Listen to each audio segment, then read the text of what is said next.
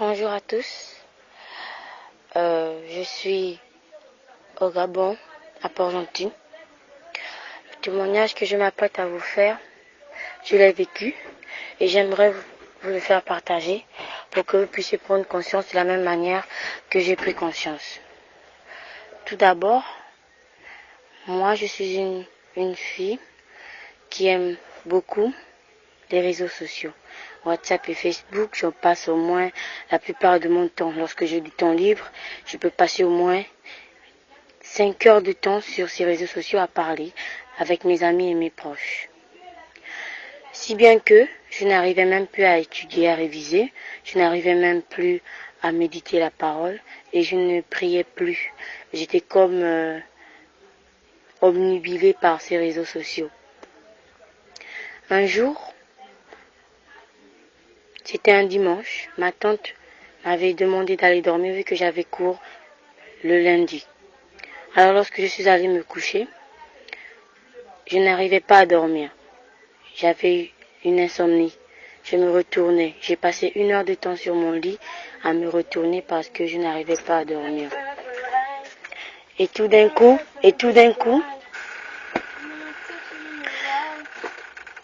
quand j'ai fermé les yeux, je me suis retrouvée sur le toit d'un hôtel,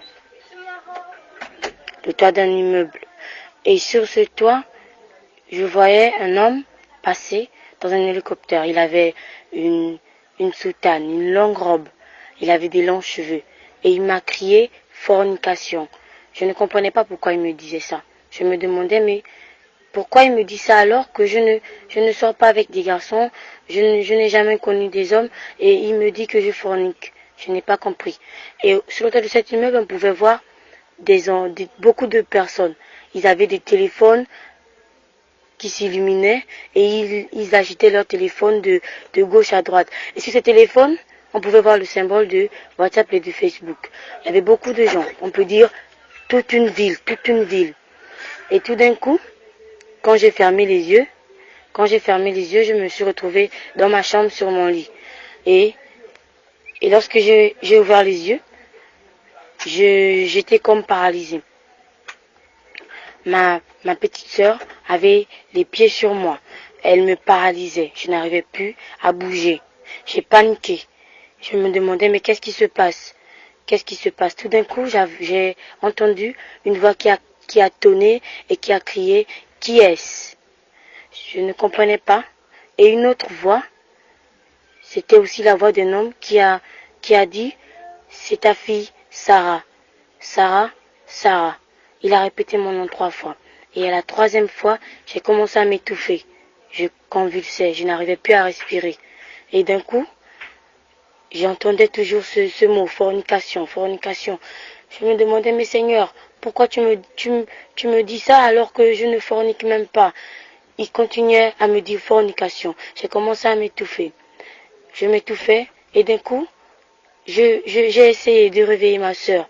J'ai crié son nom. Que Rebecca, aide-moi. Je n'arrive plus à respirer. Je disais ça. Et lorsque je touchais ma sœur, tout d'un coup, je me suis retrouvée devant mon corps.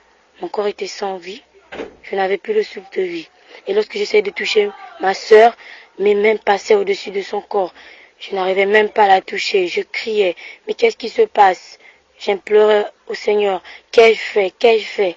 Et il me montrait les heures que je passais sur Facebook et WhatsApp. Combien de fois je ne priais plus. Je ne méditais même plus la parole.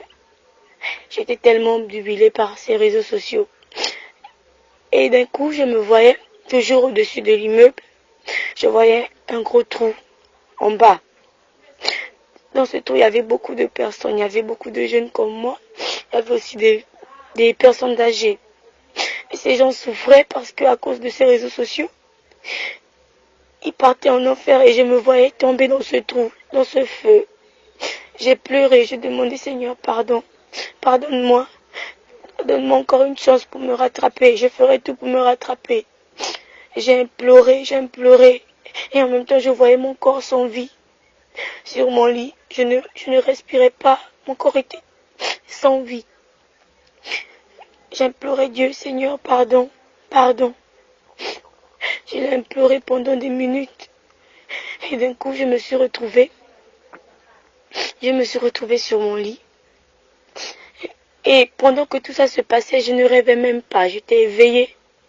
Et pendant que j'avais les yeux ouverts, je pouvais subir tout cela. Lorsque je me suis retrouvée sur mon lit, j'ai vu mes frères et sœurs qui étaient à côté de moi, qui étaient en train de dormir. Et j'ai commencé à pleurer parce que je savais qu'à cause de ça, j'ai failli aller en enfer à cause de ça. Le message que je veux vous faire passer aux jeunes et même aux plus âgés, que tout cela, ce n'est pas bon parce qu'on dit dans la parole de Dieu, tout nous est donné, mais tout ne nous est pas utile. Que l'on peut passer un peu de temps sur les réseaux sociaux en se disant que non, ça va pas prendre de temps, mais ça nous absorbe et on oublie le temps que l'on passe dessus. On oublie la réalité. Ce monde, ces réseaux sociaux, c'est comme un monde qui nous envahit et pour sortir de là, c'est pas facile. Lorsque cette voix m'a dit qui est-ce, c'était comme si, aux yeux de Dieu, je n'existais plus. J'avais disparu parce que le péché que je faisais tout le temps en l'oubliant lui, qui fait tant de choses pour moi, à cause de ça, j'étais comme devenue invisible à ses yeux. Et lorsqu'il m'a crié qui est-ce, il ne me connaissait plus. Et je savais que à partir de cet instant, c'était l'enfer qui m'attendait. Alors, je vous demande, s'il vous plaît, pour ne pas aller en enfer, je ne dis pas ça pour vous effrayer, mais s'il vous plaît, arrêtez les réseaux sociaux. C'est pas bien. C'est vrai que c'est pour communiquer, qu'on a des parents qui sont en étranger et tout, des amis, mais ne passons pas plus de temps qu'il n'en faut sur les réseaux sociaux, parce que c'est vraiment pas bien. Toutes ces personnes, je pouvais voir toute une ville en train de sombrer à cause de ces réseaux sociaux. Faites très attention. S'il vous plaît, passez ce message à tout le monde. C'est vraiment important. C'est vraiment important. Je n'aimerais pas qu'une autre personne puisse subir cela. Parce que je vous assure que c'est pas vraiment la joie de voir son propre corps sans vie et de se dire que l'on est mort. Et de se dire encore que là, c'est l'enfer qui nous attend. Il y a quelqu'un qui m'avait dit un jour que il n'y a pas de peur pour les enfants de Dieu. Les enfants de Dieu n'ont pas peur de la mort. Mais même en étant un enfant de Dieu, si l'on sait qu'on fait du mal à Dieu, mais qu'on le fait quand même, il y a une peur de mourir parce que l'on ne sait pas si on ira au paradis ou en enfer. Parce que je peux vous dire que l'enfer existe vraiment.